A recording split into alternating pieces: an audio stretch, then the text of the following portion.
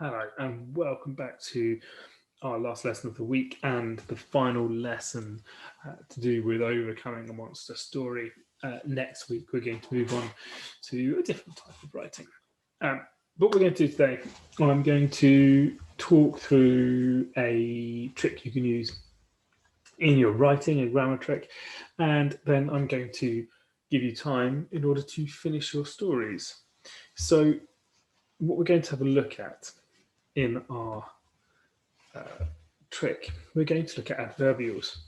And this isn't just adverbial starters, this is adverbials as a whole and what they do and how you want to add them to your work. So adverbials are a word or a phrase that modifies or changes the meaning of a sentence, clause, or word. So what it does is add detail to the sentence as a whole.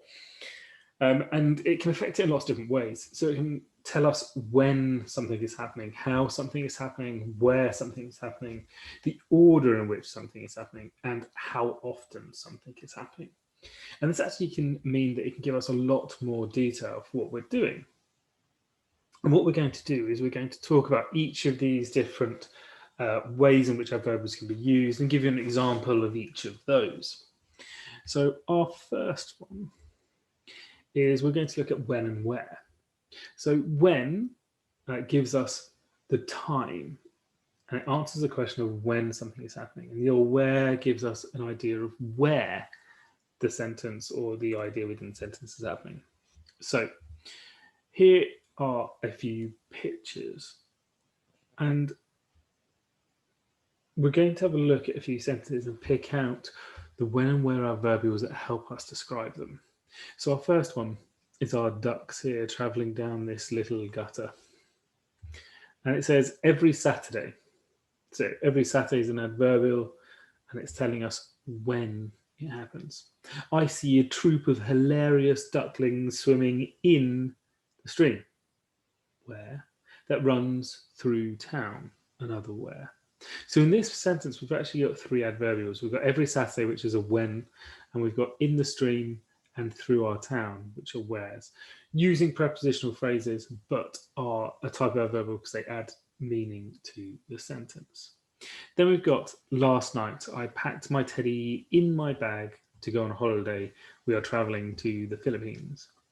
So to the Philippines and in my bag are where adverbials are telling us where we're either traveling to or where I'm packing my teddy.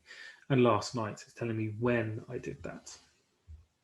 We've got on the playground, the minion was playing with the hoop all day. So on the playground is the where used at the start of the sentence here. So you can see that it's got a comma after it. And then all day is the when and it's part of the main sentence. So you can see that we can use them in each of these. You can see adverbial starters. We're either saying when or where it's happening, but we're also using our adverbials within the sentence to give more detail. And our final one is before the end of the day, Sean will find a way to extract himself from the pot he is stuck in on the patio. So before the end of the day is when, and on the patio is where. On the patio relates to where he is stuck, and the before the end of the day is telling us when Sean's going to extract himself. So normally they relate to part of the sentence and a verb within the sentence,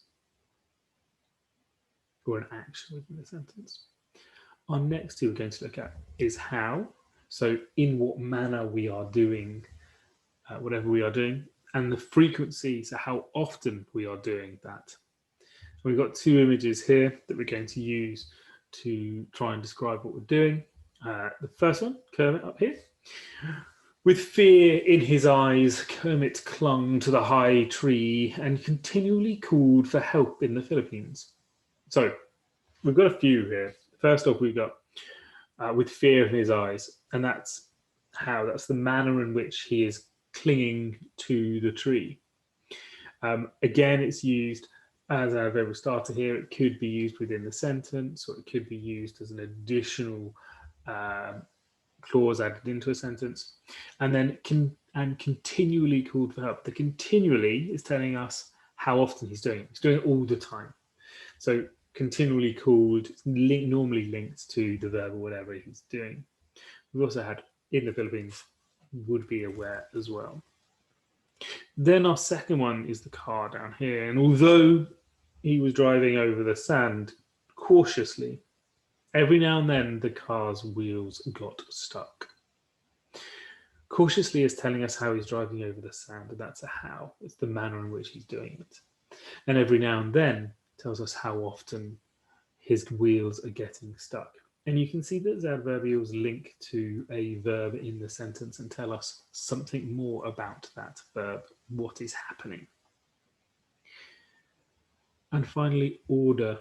And the order, adverbials tell us the order in which something happens. And we use these quite often when we're thinking about writing instructions or telling a story.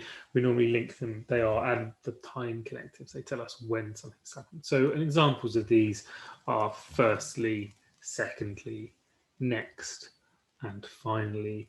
And there are lots more as well, but you can see how these would tell us when the order in which something is happening. So what I want you to do is have a look through these couple of sentences, and I want you to underline or circle or tell me which part of the sentence is an adverbial, and for a bonus point for each one, you can tell me what type of adverbial it is. Is it a frequency, a how, a when, a where, or an order? Pause now and have a go. Okay, so let's have a look. So first one we've got, firstly, we went into the museum for a workshop about the ancient Egyptians. And it's an order adverbial, and it's telling us the order of things are happening, and the word is firstly. The next one, the dog sat waiting by the door for its owner to come out of the shop. Well, this is a where. And what's telling us where the dog was sitting? He was sitting by the door. We also have out of the shop, which also would be a where in this case as well, telling us where he has come out of. But it's a prepositional phrase. Next one, Mrs. Williams says that I must finish my poem before the end of the day. And yes, it's a when, and it's before the end of the day, telling us when you have to finish your poem by. Without warning, a spider ran across the classroom floor, which made us all scream. And in this case, we're using it as an adverbial starter to start our sentence. We've moved it to the front. It is a how, and it's without warning. And that means probably, finally, we're looking at a frequency, but cacti hardly ever need water. And the frequency here is hardly ever.